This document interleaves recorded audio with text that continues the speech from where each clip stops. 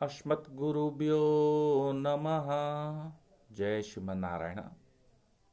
My self Srinivasa Ramanuja. आज आपको एक पौराणिक कथा सुनाने आया हूँ। ये पौराणिक कथा माँ विष्णु के अवतारों में से एक अवतार की कहानी है, श्री कूर्मम। कूर्मम मीन्स कछुआ, टॉर्टाइस। उन्हें यह अवतार क्यों लेना पड़ा, किस कारण से लेना पड़ा, मैं आपको वर्णन करूँ।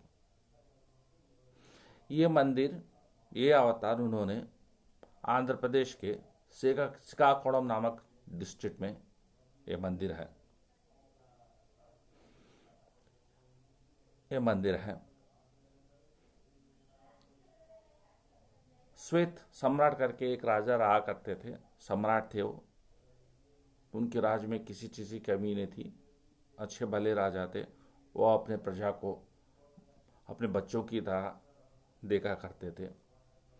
और उनकी रानी, उनका नाम था विष्णुप्रिया। विष्णुप्रिया जी एक विष्णु के परम भक्त थे। वो एक दिन वंशधारा नदी के किनारे माँ विष्णु की तपस्या में लीन थी। उस वक्त महाराजा श्वेत महाराजा कामना वासना में आकर उनका तपस्या भंग करने की कोशिश की और उन्होंने उनकी तपस्या में बाधाएं डाली और उन्हें जाकर छूने लगे। तब महारानी विष्णुप्रिया जी ने मना किया। बोले कि अभी मैं तपस्या के मूड में हूँ, माँ विष्णु को प्रसन्न करना चाहता हूँ, आप हमें छोड़ दीजिए। लेकिन महाराजा नहीं माने, उनके साथ छेड़छाड़ किए। छेड़छाड़ करने के बाद उस नदी, वंशधारा नदी, गुस्सा आया।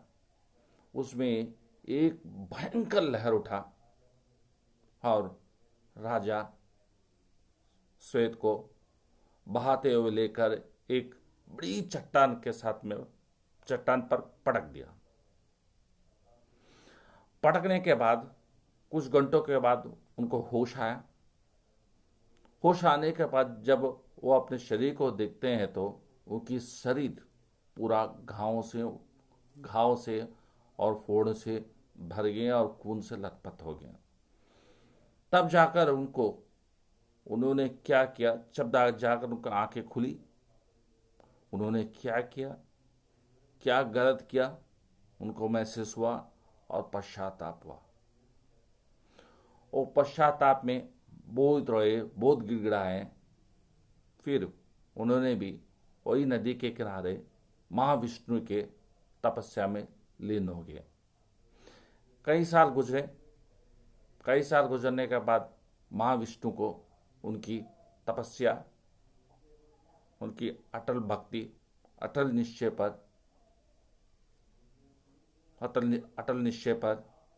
निश्चय को देखकर वो मोहित हुए और उनको दर्शन दिया।